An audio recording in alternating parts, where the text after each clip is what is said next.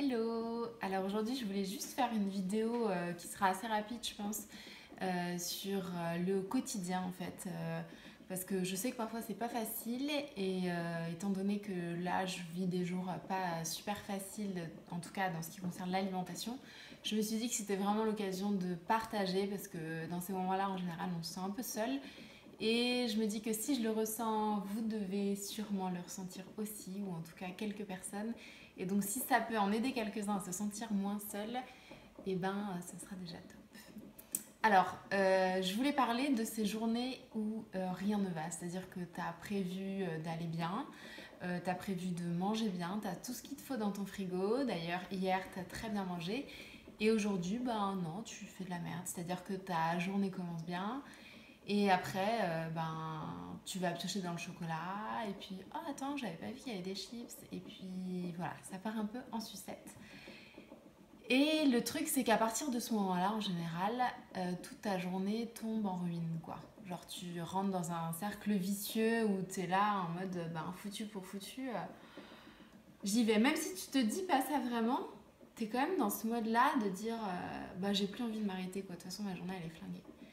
Et ce que j'avais envie de dire dans cette vidéo, c'était d'arrêter d'associer ce qu'on considère comme des échecs à des échecs justement. Non, c'est juste de la nourriture. En fait, prendre les choses comme elles sont, c'est-à-dire de la nourriture, et arrêter d'en faire tout un drame. Ok, t'as mangé trop, ok, t'as mal au ventre, ok, c'est pas ce que tu voulais, mais ça s'arrête là. Ta journée, elle peut continuer comme tu voulais qu'elle soit. Tu peux continuer toutes les tâches que tu avais envie de faire. Tu peux aller voir les mêmes personnes que tu voulais aller voir à la base. Tu veux faire ton sport, tu vas peut-être pas le faire à midi parce que tu auras mal au ventre, mais tu vas le faire plus tard.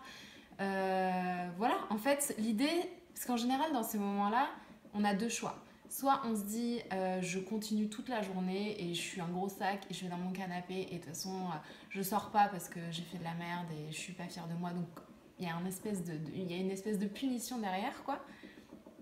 Ou alors, on dit, non mais c'est bon, j'arrête tout là, c'est fini. Maintenant, je mange que des fruits, que des trucs sains. Enfin, tu pars dans l'extrême inverse. Dans les deux cas, c'est vraiment pas les bons trucs à faire parce que dans tous les cas, c'est comme une punition que tu t'infliges.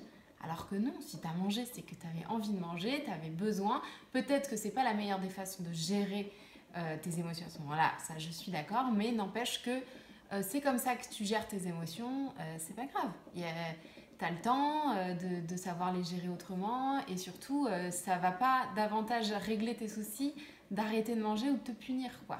Donc voilà, moi, le truc que j'essaye de me dire, c'est vraiment de dire, tant pis, enfin, là, c'est pas ce que je voulais faire, mais ça m'empêche pas que le reste de ma journée, elle continue comme elle devait l'être et je vais continuer à faire, à rester moi-même, à faire ce que j'avais envie. En fait, il faut vraiment comprendre que faire des écarts ou voilà, manger trop, ça ne change pas la personne que tu es. C'est-à-dire que tu restes la même personne, tu as les mêmes qualités, tu as les mêmes défauts, tu as la même valeur, tes potes vont pas te voir autrement, ton mec non plus. Et toi, il faut surtout pas que tu te vois autrement. C'est juste de la nourriture. Voilà, il faut, je pense, relativiser à ce moment-là. C'est pas toujours facile, hein, je dis ça, mais il y a clairement des moments où j'y arrive pas, mais j'essaye de plus en plus de me poser.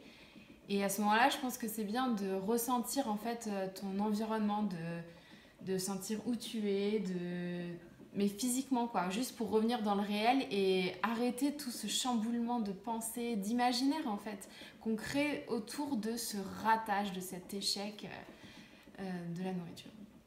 Voilà, j'espère, enfin voilà, je voulais vraiment partager ça parce que moi je le ressens assez souvent quand je suis dans des périodes où j'arrive pas à savoir où je vais aller.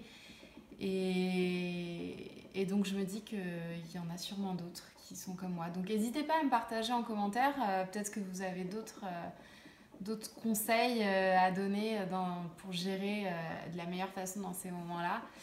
Et voilà, en tout cas, je vous souhaite de vous sentir bien avec vous-même et surtout d'avoir de la compassion pour vous-même parce que vous le méritez. Voilà. Salut!